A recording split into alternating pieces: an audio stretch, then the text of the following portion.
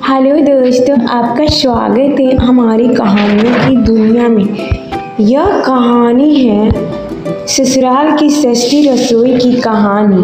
सावित्री की शादी एक छोटे गांव के सीधे साधे परिवार में हुई थी। मायके में कभी खाने पीने की कमी नहीं थी, लेकिन ससुराल में हालत कुछ और ही थी। घर का छोटा था, कमाई सीमित और सबसे बड़ी बात, रसोई बहुत सस्ती चलानी पड़ती थी।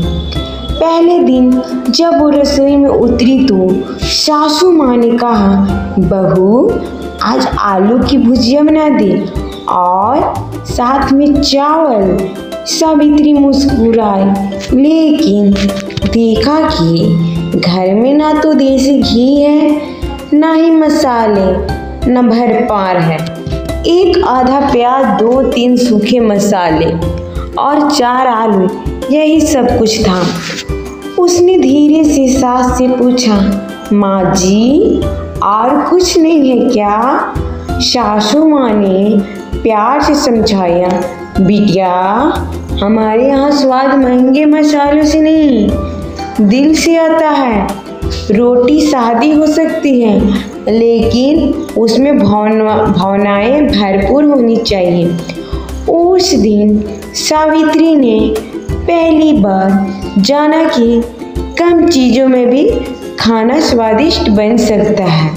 उसने आलू की भुजिया, थोड़ा सा हरा धनिया डाला जो पिछवाड़े के गमले में उगाया था।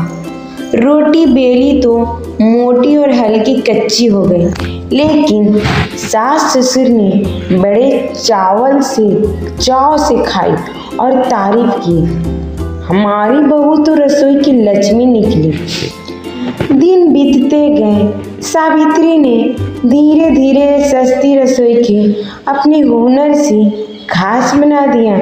कभी सूखे चने को रात भर भिगोकर उसमें नींबू नमक डालकर चटपटा बना देती, तो कभी बेसन से सब्जी तैयार करती।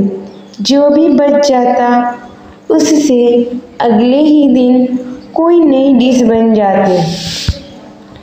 एक दिन गांव की एक और बहू ने पूछ लिया, इतने कम सामान में भी तुम हर बार कुछ नया बना देती हो, कैसे? सावित्री मुस्कुराई और बोली, जब रसोई में प्यार हो तो कम चीज़ों से भी भरपेट भोजन बन सकता है। ये सस्ती रसोई नहीं, मेरे परिवार की खुशियाँ की रसोई है।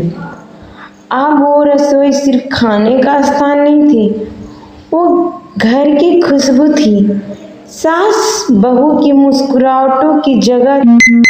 और एक दिन छोटे छोटे जश्न की शुरुआत वहीं से शुरू होती।